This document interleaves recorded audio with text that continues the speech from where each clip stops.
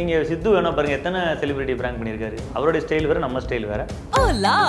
Your dream vacation to Bali starts from ₹22,999 only with GT Holidays. ரோகிணியில வந்து front சீட்ல இருந்தவங்கலாம் கெட்ட வார்த்தையில திட்டினாங்க. கொல்றா அவனை கொல்றா அப்படின்னு எல்லாம் கத்துனாங்க. ஆடிஷன் எதுவுமே வைக்கல. கேமராவை ஸ்டார்ட் பண்ணி வச்சுட்டு கிட்டத்தட்ட ஒரு 40 ஆர்டிஸ்ட் இருப்பாங்க. இங்க 100 நாள் வேலைக்கு ஆள் எடுத்துட்டு இருக்கான். நீ பாட்டுக்கு தராதரம்லாம் பேர் கொடுத்துட்டு இருக்கா. சார் வந்து ட்ரெஸ் எல்லாம் இது பண்ணிட்டு அடிக்கிற மாதிரி இருக்கும். அந்த சீன் எப்படி? ஒரிஜினல் எல்லாமே நான் வந்து யதார்த்தமா வந்து கூட்டம் பண்ணிக்குது ஏதோ எடுத்துக்கிட்டு இருக்காங்கன்னு சொல்லிட்டு வெறும் கட்டுனா அதாவது திருப்பி ரீடேக் போறாங்க. அந்த நேரத்தில் யதார்த்தமா எட்டி பார்க்குறேன்.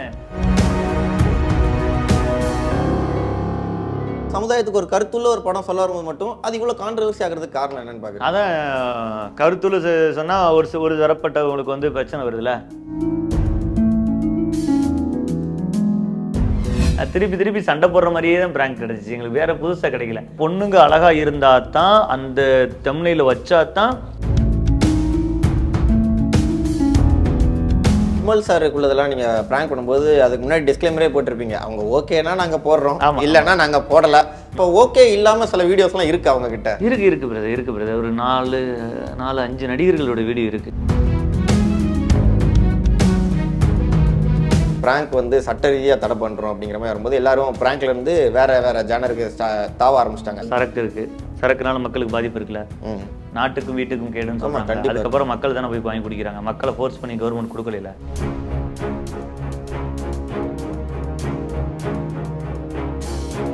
GUI, இந்தியாவின் தலைசிறந்த vernacular edtech brand, skilling everyone everywhere. MP Developers launching MP Petals வரும் செப்டம்பர் 13, 14, 15 லான்ச்சிங் நடைபெறுகிறது. இப்போது குன்றத்தூரில் மெட்ரோ கிராண்ட் சிட்டி அருகில். கால் 8524806806. எல்லாருக்கும் பக்கலாருக்கும் வணக்கம். நான் ரெஜிராத் தெமன். ஸோ இன்னைக்கு நம்ம கூட வந்து ஒரு யூடியூபர் ஆக்டர் ஸ்டாலின் தான் இருக்காப்ல. வணக்கம்ண்ணா. வணக்கம். எப்படி இருக்கிறீங்க? நல்லா இருக்கேன், சிறப்பாக இருக்கேன். ஸோ யூடியூபர்ல இருந்து இப்போ ஆக்டர் எப்படி இருக்கு? எப்படி அந்த ஃபீல் இருக்கு? அதாவது நம்ம யூடியூபரா பயணிச்சதே வந்து ஆக்டர் ஆகிறதுக்கு தான். ஏன்னா நமக்குள்ள ஒரு ஆக்டிங் ஸ்கில் இருக்கு. நம்ம எப்படியோ ஒரு நாள் குறிப்பிட்ட நாள் ஆக்டர் ஆயிடலாம். அதுக்கு முன்னாடி நம்ம சர்வைவல் பண்றதுக்கு ஒரு பிளாட்ஃபார்ம் வேணும். அந்த பிளாட்ஃபார்மை செலக்ட் பண்றதுக்கு தான் நம்ம வந்து யூடியூபை செலக்ட் பண்ணோம். ஸோ இப்போ அந்த டிராவல் பத்தி பேசினால டிராவல் பண்ணி வந்த இடம் வந்து நந்தன். நந்தன் பத்தி கொஞ்சம் பேசிடலாம். பிராங்க் பார்த்தா கூப்பிட்டாங்களா? இல்லை இப்போ வந்து நம்ம யார் அந்த டீமை டோட்டலாக யாருமே எனக்கு தெரியாது. எனக்கு ஒரு கால் வந்துச்சு. கால் வந்துட்டு இந்த மாதிரி ஒரு ரோல் இருக்குது பண்ணுறீங்களா அப்படின்னு. கண்டிப்பாக பண்ணுறேன்னு சொன்னால் அதுக்கப்புறம் டேரக்டர் சார் பேசினாங்க. டேரக்டர் சாருக்கு எனக்கு ரொம்ப பிடிச்சிருந்துச்சு, அதனால் பேசினாங்க. அதுக்கப்புறம் செலக்ட் பண்ண விதத்தெல்லாம் நமக்கு தெரியாது. அதுக்கு முன்னாடி டிஸ்கஷன் நடந்திருக்கு. நிறைய பேர்த்த செலக்ட் பண்ணுறதுக்கு செக் பண்ணியிருக்காங்க. அப்போ இந்த கேரக்டருக்கு இவர் பண்ணால் நல்லா இருக்கும்னு அவங்களுக்குள்ள சஜஷன். ஏன்னா மூவி சினிமா பற்றி நமக்கு தெரியாது, அவங்களுக்கு தான் தெரியாது ஐடியா. இந்த கேரக்டர் பண்ணாதுன்னு அவங்க நம்ம மேலே நம்பிக்கை வச்சு என்னமோ ஏதோ ஒரு விதத்தில் நம்ம தெரிஞ்சிருக்கோம். நம்ம தெரிஞ்சோன்னா ஐடியா வந்துச்சு. ஆனால் எனக்கு ஒரு ஸ்ட்ராங்கான இது இருந்துச்சு. நல்ல படத்தில் நல்ல ரோல் இருந்தால் ஃபஸ்ட்டு பண்ணுவோம். ஃபஸ்ட்டு படமே நல்ல ரெஜிஸ்டரான படம் பண்ணுவோம். இல்லை அதுக்கு இடையில இப்போதைக்கு நம்ம சேனலை பார்ப்போம் அப்படிங்கிறது தான் நான் இருந்தேன். ஸ்பேஸ் உள்ள இடமா ஒரு கரெக்டான இடம் கிடச்சிச்சு. அதனால் நம்ம கரெக்டாக இருந்துச்சு. இன்னொரு விஷயம், யூடியூப்ல பண்ற ரோல் கிடையாது இந்த ரோல். யூடியூப்ல வந்து ஒரு நக்கல் இருக்கும், சேம் டைம் ஒரு காமெடியா தான் பண்ணுவேன். இப்போ ஒரு திடீர்னு குதிக்கலாம், எதை ஒன்று எடுத்துட்டு வந்து காட்டலாம், வேடிக்கை பண்ணலாம், அடி வாங்கலாம். அது ஒரு காமெடி கேரக்டரா தான் இருக்கும் அது.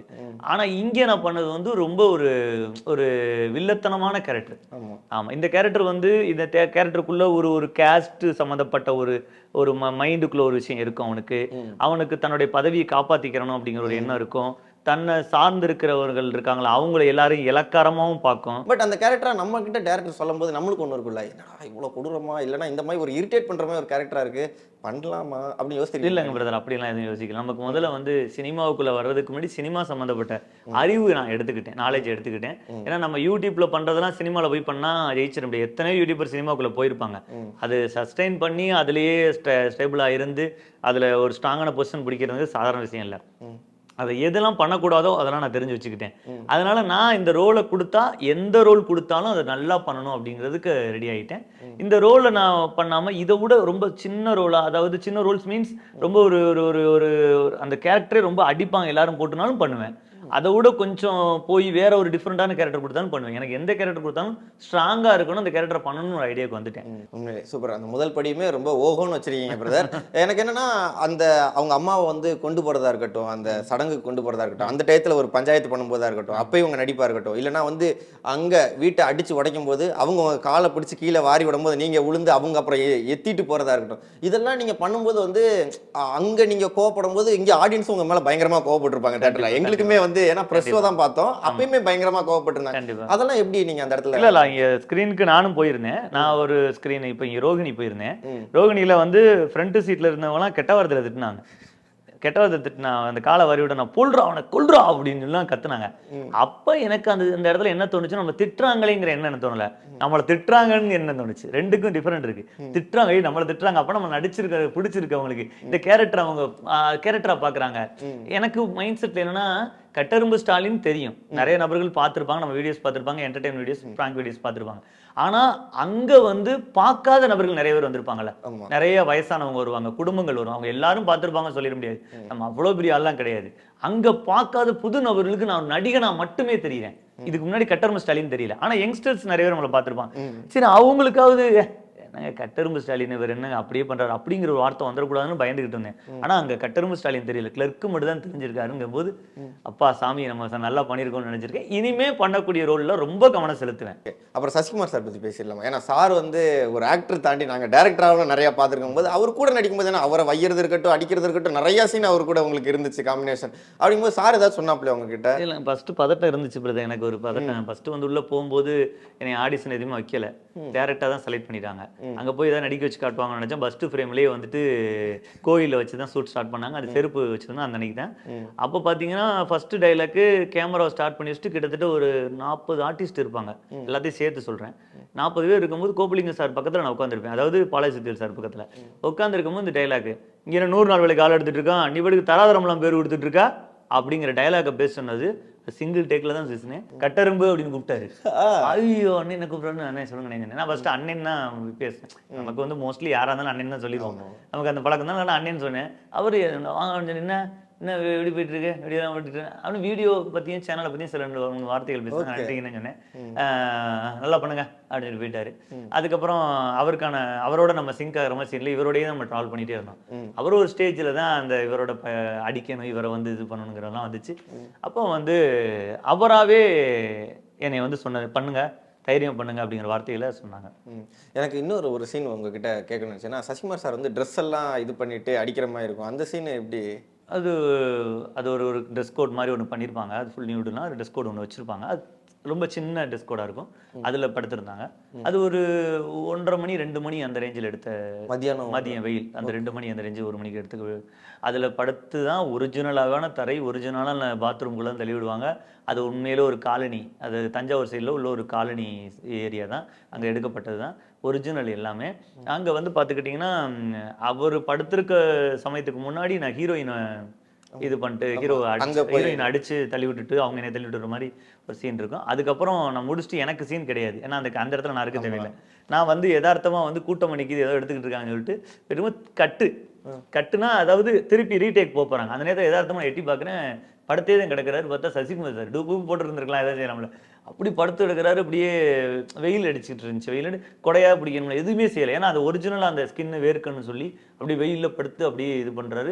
அது வந்து அவர் ரிலாக்ஸ் அவரே பண்ணிக்கலாம், இயக்குனர் சொல்லணும்னு தேவையில்லை, அவர் ரிலாக்ஸ் பண்ணிக்கிற ஐடியாவில் அவர் கிடையாது. அவர் அதை கமிட் ஆகி இந்த ரோல் அப்படி ரோலாகவே பண்ணணும்னு ஒரு முடிவோட எடுத்துட்டு அதை நான் பார்க்கும்போது ஆச்சரியப்பட்டேன். இவரே இப்படி படுத்து எடுக்கும், நம்மளாம் ஏமாத்துறா என்ன வேணா செய்யலாண்டான்ங்கிற ஒரு கமிட்மெண்ட் தான். சமுத்திரக்கனி சார் செட்டில் பார்க்க முடிச்சாங்க. எப்படி சொல்றது, ஒரு அனுபவத்தின் உச்சம்னு சொல்லலாம். இப்படிங்கிறதுல முடிச்சுட்டு இப்படிங்கிறதுல முடிச்சுட்டு போயிட்டே இருக்கிறாரு. ஆனா அவருடைய அனுபவம் அப்படி. நம்மலாம் ஒரு பக்கத்துல நான் விவரம் தெரிஞ்சு இது சுப்பிரமணியவரம் பார்த்திருக்கேன். அதுல சசிகுமார் சாரும் சமுத்திரகனி சாரோட ஆக்டிங்லாம் சொல்றதுக்கு இதே கிடையாது. அப்பெல்லாம் சின்ன பையன் தான் நம்ம. நான் ஆச்சரியமா இருந்துச்சு, டக்கு டக்குன்னு முடிச்சுட்டு ஒரே நாள்ல முடிச்சுட்டு போயிட்டாரு. ஓகே, இப்போ நான் கிளர்க்கிட்ட கேட்க விருப்பப்படுறேன். ஃபுல்லா படம் ஸ்டார்டிங்ல இருந்து அவங்க கூட தானே டிராவல் பண்ணிட்டு இருந்தீங்க, கடைசி ஒரே நிமிஷத்துல இனி உங்க கூட என்ன வேலை, ஏப்பா வாப்பா வண்டி எடுத்து போவோம் அப்படின்ட்டு அவங்க கூட போயிட்டீங்க, என்னங்க இது? நம்ம என்ன பிரதர், உண்மைக்கு புறம்பா எடுக்கக்கூடாதுன்னு இயக்குனர் நினைச்சிருக்காரு. அதை உண்மையாவே காட்டியிருப்பாரு. இப்போ வந்து இதுக்கு முன்னாடி ஒரு சீன் அதுக்கு ட்ரை பண்ணாங்க, ஆனால் அது சாருக்குள்ள என்ன பிறவில் ஏற்பட்டுச்சுன்னு தெரில. இல்லை கிளர்க் இங்கிட்டு இருக்கக்கூடாது, இங்கிட்டு தான் இருக்கணுங்கிறத அவர் யோசிச்சு இந்த கிளர்க் இந்த பக்கம் போகணும்னு முடிவெடுத்துட்டாரு. என்னப்பா எப்போ பார்த்தாலும் ஜாதி படமே எடுக்கிறீங்க, வேற எதுவும் சொல்றதுக்கு இல்லையா அப்படின்னு சிலர் சொல்றாங்க, அதுக்கு என்ன சொல்றாப்புல? இல்லைங்க பிரதர், எனக்கு ஜாதி அந்த இதை பற்றி எனக்கு தெரியாது. நான் இது கடந்த ஒரு 6 வருஷமாக சோசியல் மீடியாவில் இருக்கிறேன். நான் இதுவரை அந்த மாதிரி பதிவு போட்டதில்லை. என்கிட்ட யாரும் வந்து நான் என்ன ஜாதி பதிவாக இருக்கட்டும், மதம் சம்மந்தப்பட்ட பதிவாக இருக்கட்டும், இல்லை கட்சிகள் சம்மந்தப்பட்ட பதிவாகவும் நீங்கள் பாருங்கள். நான் இன்ஸ்டா, யூடியூப், ஃபேஸ்புக்கில் இருப்பேன். என்னுடைய வந்து நான் ஒரு என்டர்டெய்னர். எனக்கு சிரிக்க வைக்கணும், அதுதான் என்னோட காமெடி தான் எனக்கு பிடிக்கும். சிரிக்க வைக்கணும், அதுதான் என்னோட ஐடியா. அதுதான் இருக்கு. எனக்கு அதை பற்றி தெரியல. ஆனால் இந்த கருத்து உண்மையா அப்படின்னு நீங்கள் கேட்டிங்கன்னா அது உண்மை. ஏன்னா யாரோ ஒருத்தவங்களை ஜோடிச்சு லாஸ்ட் எண்டில் பேச வைக்கணும். உண்மையா இன்னைக்கு கரண்ட்ல இருக்கக்கூடிய ஊராட்சி மன்ற தலைவர்களோட தான் வச்சு பேசியிருக்காங்க. உண்மையாவே நடந்துகிட்டு இருக்க வழிதான். ஏன்னா இப்ப சிலர் இது இந்த மாதிரி படங்கள் வரும்போதும் சரி, இல்லை இந்த மாதிரி இயக்குநர்கள் சில படங்கள் எடுக்கும்போதும் சரி, அவங்க மேல வந்து ஒரு ஜாதிய முத்திரை குத்துறாங்க. ஜாதிய முத்திரை குத்துறதுக்கான காரணங்கள் என்னன்னா, அந்த மக்களுடைய வழியை நீ காட்டுற, ஏன் காட்டுற அப்படிங்கிற மாதிரி ஒரு காரணமா இருக்கலாம். இப்ப இந்த படத்தோட இயக்குனருக்கான விஷயத்துக்கு வருவோமே. இந்த படத்தோட இயக்குனர் ஏற்கனவே ஒரு 25 ஜாதி படங்கள் எடுத்துட்டு வந்திருக்காரு. எங்க அவர் கத்துக்குட்டின்னு ஒரு படம் எடுத்திருக்காரு. விவசாய மக்களுக்கான மீத்தேன் பிரச்சனையும் எடுத்து அவ்வளோ அழகா சொல்லியிருக்காரு. நரேன் சார் நடிச்சிருக்காரு, சூரியனை நடிச்சிருக்காரு. பாத்தீங்களா படம்? அந்த படத்துல எந்த ஜாதி இருந்துச்சு? ஒரு ஜாதி டைலாக் இருக்கா? இருக்காது. சரி, அடுத்த படத்துக்கு வருவோம். உடன்பிறப்பே. அண்ணன் தங்கச்சி பாசம்னா இப்படி இருக்கு. ஏற்கனவே பாஞ்சாலங்குறிச்சியில சொல்லப்பட்டிருக்கு. அது மாதிரி நிறைய படங்கள், பாசமலர்ல ஜிவாஜி சார் சொல்லியிருக்காங்க. அந்த மாதிரி ஒரு கதை, அழகான கதை. ஒரு ஜாதி டைலாக் இருக்காது. சரி, அடுத்த படமும் அவரால் ஏன் கமர்சியல் படம் எடுக்க முடியாது? அவர்கிட்ட இருக்க கமர்சியல் கதையில கேட்டீங்கன்னா, நான் பழகிருக்கேன் இந்த ஒரு 1.5 வருஷமா. அவர்கிட்ட இருக்க கமர்சியல் கதையில கேட்டீங்கன்னா மிரண்டுருவீங்க. அவ்வளோ ஒரு சொல்ல முடியாது, அப்டேட்லாம் வேற மாதிரி வரப்போகுது. அப்படி இருக்கப்பட்டவர் இந்த வழியை ஏன் கன்வே பண்றாருன்னா, அவர் ஒரு ஏற்கனவே ஒரு பத்திரிகை துறையில் இருந்தனால, அவர் கண்ணுல பார்த்த விஷயனால இதை நான் பதிய வச்சு ஆணுங்கிறக்காண்டி வந்திருக்காரு. அதுக்காண்டி ஒரு தலித் சம்பந்தப்பட்ட படங்களா எடுக்க போறாரு, ஏற்ற இறக்கத்தை எடுக்க போறாருன்னு நினைச்சு நீங்க பிக்ஸ் பண்ணிடுவாங்க. இந்த இயக்குனரை பத்தி தான் சொல்றேன். மற்ற இயக்குனர்களுக்கு வந்தீங்கன்னா, இப்ப நீங்க யாரோ கேட்க வரீங்க, ஒரு மாரி சொல்ற சார் இருக்காங்க, ரஞ்சித் சார் இருக்காங்க, எக்ஸெட்ரா. இப்ப ஞானவேல் சார் கூட ஜெய்பீம் எடுத்தாங்க. இதெல்லாம் அவங்களுக்கு ஒரு பிடிச்ச ஜேனரை எடுத்து பண்ணியிருக்கிறாங்க. அது அதுல தவறு கிடையாது. அதுல உண்மை இருக்கா உண்மை இல்லையான்னு கண்டுபிடிக்கிறதுக்கு மக்கள் நல்ல நாலேஜ் ஆகிட்டாங்க. அதெல்லாம் ஒன்றும் பிரச்சனை இல்லை. அதை எடுக்கிறது அவங்களோட விருப்பம், பார்க்கறது பார்க்காது அவங்க விருப்பம். ஒரு இயக்குனர் வந்து ஒரு ஃபேமிலி சார்ந்த படம் எடுக்கட்டும், இல்லைன்னா ஒரு ஜாலியான படம் எடுக்கட்டும், இல்லை கமர்ஷியலான படம், அதெல்லாம் எடுக்கும்போது நம்ம கொண்டாடுறோம். பட் ஒரு சமுதாயத்துக்கு ஒரு கருத்துள்ள ஒரு படம் சொல்ல வரும்போது மட்டும் அது இவ்வளோ கான்ட்ரவர்சி ஆகிறதுக்கு காரணம் என்னன்னு பார்க்குறேன். அதான் கருத்துள்ள சொன்னா ஒரு தரப்பட்டவங்களுக்கு வந்து பிரச்சனை வருதுல்ல. ஓகேலா, இப்போ வந்து நீங்கள் கமர்ஷியலாக ஒரு படம் எடுக்கிறீங்க, ஜாலியாக எடுத்துகிட்டு போறீங்க, சிரிச்சுட்டு வெளியே வந்துடுவாங்க. அதுக்கு தேட்டரு, அதுக்கு தான் தேட்டரு அப்படின்னு ஒரு கூட்டம் இருக்குது. அதுக்கு தேட்டரு கிடையாது. நல்ல விஷயங்களையும் சொல்லணும். இப்போ ஒரு அயோத்தின்னு ஒரு படம் வந்துச்சு. அதில் என்ன உங்களை மனசு பாதிக்கிற மாதிரி இருந்துச்சு? எல்லாருக்கும் உதவி செய்யடான்னு சொல்கிறேன். ஒருத்தன் கீழே கிடந்தான், ஒருத்தன் இறந்துட்டானா அவனை தூக்கி போடுறதுக்கு இந்த ஜாதி இந்த மதம் தேவை கிடையாதுல்ல. எல்லாரும் இருக்குன்னு ஒரு மனிதநேயத்தை சொல்லுது, அவ்வளோதான். இது மாதிரி ஒரு மனிதநேய சம்மந்தப்பட்ட ஒரு மக்களுக்கான வழி சம்மந்தப்பட்ட படங்களும் வரணும். இல்லைன்னு வச்சுங்களேன், நம்ம தமிழ் இண்டஸ்ட்ரியும் மொத்தத்தில் முழுக்க கமர்ஷியலுக்கான இண்டஸ்ட்ரியை மட்டும்தான் பார்ப்பான். கேரளாவில் போய் பாருங்க, மலையாள மூவியில் பாருங்க, தரமாக இருக்கு. அவங்க ஒரு ஆர்டிஸ்டே இல்லாத ஒரு கதையை வச்சு சொல்றாங்க, சூப்பராக இருக்குது. ஆனால் இப்போ அதெல்லாம் நம்ம இதை பத்தி பேசுறதுக்கு இல்லை. ஏன்னா மக்களுக்கே தெரியுது. இது கருத்துக்கள் உள்ள படங்கள் வரவேற்கிறவங்க வரவேற்பாங்க, அவ்வளவுதான். நல்ல கருத்து உள்ள படம் பிரதர், இது மாதிரி நிறைய படங்கள் வரணும், அவ்வளவுதான். முதல்ல பிராங்க் ஷோக்குள்ள வரதுக்கு எப்படி இன்ட்ரெஸ்ட் வந்துச்சு? நார்மலா நான் எங்கெல்லாம் போறனோ அங்க ஏதாவது ஒரு இடத்துல சந்திக்கும் போது ஒரு கலாச்சி ஒரு ஜாலியா இருக்கு பண்ணு உங்களுக்கு அப்படின்னு சரினா எனக்கு அது வரும். அப்போ ஒரு ஸ்டேஜுக்கு மேல நான் சித்து வீடியோஸ் பார்த்தேன். அப்போ பிளாக் ஷீப் சித்து வீடியோஸ் பார்த்தேன். எனக்கு ரொம்ப பிடிச்சிருந்துச்சு. ஃபன் பண்றோம் அப்போ இருந்துச்சு. அப்போ இருந்து நான் பார்த்துட்டு இருந்தேன், சிரிச்சுட்டே இருப்பேன். ஓகே, நம்ம இது மாதிரி தானே பண்ணுவோம், அப்போ நம்ம இதை ஏதாவது ஒன்று பண்ணலாமே ஒரு ஐடியா வந்துச்சு. அப்போ தான் நான் ஒரு பிராங்க் சேனலாகவே ஸ்டார்ட் பண்ணலாம் அப்படின்னு நினச்சேன். நம்மக்கிட்ட ஃபினான்சியலாக வீக்கு. அப்போயே எனக்கு சினிமா ஆசை இருந்துச்சு. சினிமா ஆசை இருந்துச்சு, ஆனால் சினிமாவை ட்ரை பண்ண முடியல. ஏன்னா நம்ம அதெல்லாம் அங்கேருந்துலாம் வர முடியாது இங்கே அப்படின்னு நினச்சது. அதனால சரின்னு சொல்லிட்டு ஒரு பிராங்க் சேனல் ஆரம்பம்னு சொல்லிட்டு அப்பயே நான் மொபைல்லாம் வச்சு பண்ணல. அப்போ நான் மொபைலில் வச்சலாம். நம்ம ஒன்லி ஃபர்ஸ்ட் எடுத்தோன்னே கேமரா, நம்ம நண்பர் ஒருத்தர் இருந்தால் அப்படியே ரெண்ட்டுக்கு மாதிரி கேட்டு ஸ்டார்ட் பண்ணி சின்னதாக ஒரு லோகோ ஒன்று வடிவமைச்சு எறும்பு கையில் கேமரா இருக்கிற மாதிரி. ஆனால் ஆரம்பிக்கணும் முடிவு எடுத்தேன். நான் ப்ரொஃபஷனலாக தான் ஆரம்பிக்கணும்னு எடுத்தேன். ஏதோ சின்ன பிள்ளைத்தனமாக ஒன்று பண்ணக்கூடாதுன்னு முடிவு எடுத்தேன். ஏன்னா அப்போயே வந்து அட்வர்டைஸ்மெண்ட்டு சம்மந்தப்பட்டது பண்ணிக்கிட்டேன் ஏஜென்சியில். நான் மார்க்கெட்டிங், அப்புறம் அட்வர்டைஸ்மெண்ட்டு டைரக்ஷன் இப்படி பண்ணிக்கிட்டு இருந்தேன். அதனால் எனக்கு அது கொஞ்சம் ஈஸியாக இருந்துச்சு லோகோ ரெடி பண்ணுறது. ரெடி பண்ணி சேனல் ஆரம்பிச்சுட்டு, சேனல் நான் ஒரு ஆள் தான் மொத்தத்துலேயே. நான் இப்போ யாராவது கேமரா ரெடி பண்ணி கேமராமேன் ரெடி பண்ணி அப்படியே ஒரு மாதம் 2 மாதம் 3 மாதம் 6 மாதத்துக்கு அப்புறம் தான் எல்லாம் செட் ஆகி ஒரு 2-3 பேர் இருந்தோம். இருந்து அம்மா கவர்மெண்ட் லேப்டாப் இருக்கும், அதில் பண்ணுவோம், எடிட்டிங் பண்ணுவோம், ட்ரை பண்ணி போட்டோம். எங்களுடைய கண்டென்ட் நல்லா இருந்தனால ஃபஸ்ட்டு வீடியோ ஆரம்ப 1-2 வீடியோலேயே 3 லட்சம் 5 லட்சம் 8 லட்சம் 5வது வீடியோவே 1 மில்லியன் 2 மில்லியன்லாம் போச்சு. அந்த குட்டி சொர்ணாக்கா அப்படிங்கிற வீடியோ நல்லா போச்சு. அதெல்லாம் போச்சு. அதுக்கப்புறம் நிறைய ப்ராப்ளங்கள் எங்களை வந்து அங்கே பண்ணுறதுக்கான விஷயங்கள், ப்ராங்க் பண்ணுறதுனாலே தப்பு அப்படிங்கிற மாதிரி ஒரு விஷயமா இருந்துச்சு. அதோட சரி இதை ஸ்டாப் பண்ணிடுவோம், ஸ்டாப் பண்ணிட்டு வேறு திருப்பி அட்வர்டைஸ்மெண்ட் அந்த மாதிரி பண்ணலான்றேன். அப்போ வந்து என் மைண்ட் செட் சொல்லிச்சு, இப்போ ஒரு விஷயம் ஸ்டார்ட் பண்ணிட்டு ஸ்டாப் பண்ணுறோம், இன்னொரு விஷயத்துக்கு போவோம், அங்கே போயிட்டு அங்கே ஒரு பிரச்சனை வரும், ஸ்டாப் பண்ணணும். இப்படி ஒவ்வொரு பிரச்சனையும் ஸ்டாப் பண்ணியா போகணும். என்னென்ன தடைகள் வரத்தானே செய்யும். அப்போ நான் எறும்பை வச்சு படித்த விஷயம் என்னன்னா, எறும்பு என்னன்னா போயிட்டே இருக்கும்போது ஒரு கல்லையோ ஒரு விரலையோ வைங்களேன், எறும்பு இது மேலே ஏறி போனதா சரித்திரமே கிடையாது. தடைகளை தவிர்த்துட்டு தான் போகும். நம்ம தவிர்த்துட்டு இதை ஒதுங்கிட்டு போவோமேன்னு சொல்லிட்டு ராமநாதபுரம் சைடு அந்த சைடு பண்ணிக்கிற இந்த வீடியோஸை அப்படியே மாற்றி மதுரை சைடு பண்ண ஆரம்பித்தேன். அப்படியே சென்னை சைடு வந்தேன், திருச்சி சைடு போனேன், கோயம்புத்தூர் சைடு, திருப்பூர் சைடு, ஒவ்வொரு இடத்துலையும் ஒரு நண்பர்கள்ட்ட கேட்டு அந்த ஊரில் இருக்கக்கூடிய பழக்கவழக்கங்களில் போய் பண்ண ஆரம்பிச்சு. அது நல்ல ஒரு ஹிட் அடிச்சிச்சு. அடுத்த கட்டத்துக்கு போனோம். அப்படியே வளர்ந்து போகும்போது தான் அந்த எறும்போட குணாதிசயங்கள் போல எங்களுக்கு ஏற்கனவே வந்துருச்சு. அப்படியே சுறுசுறுப்பா இருந்தோம், ஒரு ஒற்றுமையான டீம் மாறி. எறும்பு வந்து யூனிட்டியா போகும். ஒரு எறும்புக்கு பின்னாடி இன்னொரு எறும்பு வரிசையா ஒரு 20 எறும்பு போகும். எறும்பு எங்க இருந்து பாருங்களேன் இருக்கும். அந்த மாதிரி யூனிட்டியா ஒரு டீமா சேர்ந்து இன்னைக்கு ஒரு 18 பேரா இருக்கிறோம்.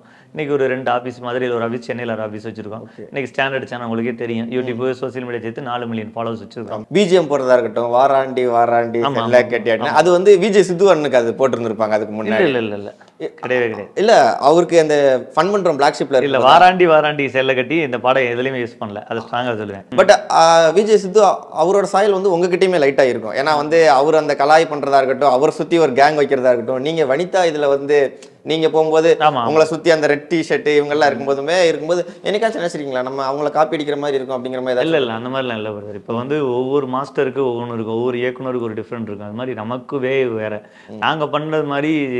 அதாவது இப்போ எக்ஸாம்பிளுக்கு வந்தீங்கன்னா இன்ஸ்டாகிராம் இன்ஃப்ளூயன்சர்ஸ், டிக்டாக்கர்ஸ், இந்த மாதிரி செலிபிரிட்டிஸ் கண்டென்ட் இருக்குல்ல, இது நாங்கள் தான் ஃபர்ஸ்ட் பண்ணோம். ஓகேங்களா? இன்ஸ்டாவில் உள்ளவங்களையும் யூடியூப் அடுத்த கட்டத்தை கொண்டு போகிறதுக்கான விஷயங்கள், அதாவது ப்ராங்காக பண்ணது நம்ம தான். இவர் பார்த்தீங்கன்னா ஜிபி முத்துவா இருக்கட்டும், ரவுடி சூர்யாவாக இருக்கட்டும், அப்புறம் காத்துக்கருப்புகளை, இது மாதிரி எக்ஸட்ரா அவங்களெல்லாம் டிக்டாக்ஸை நாங்கள் அடிச்சதுக்கப்புறம் தான் எல்லா சேனலும் போட்டி படித்தாங்க. ஏன்னா வியூஸ்ன்னு ஒன்று இருக்கும், உங்களுக்கே வியூஸ் இருந்தால் தான் போடுவீங்க. அது மாதிரி நிறைய போட்டோம். அதுக்கப்புறம் அடுத்த கட்டத்துக்கு பிராண்டுக்கு போகணும் அப்படின்னு சொல்லிட்டு ஃபர்ஸ்ட் வந்து கஞ்சா கருப்பன் என்ன பண்ணணும், அது வனிதாக்காவை பண்ணணும். அப்படியே பெருசா ஒரு செலிபிரிட்டி இன்னைக்கு ஒரு 40 செலிபிரிட்டிக்கு மேலே எல்லாமே யாரையும் காப்பி அடிக்கல. எங்களை தான் மற்றவங்க காப்பி அடிச்சிருப்பாங்க.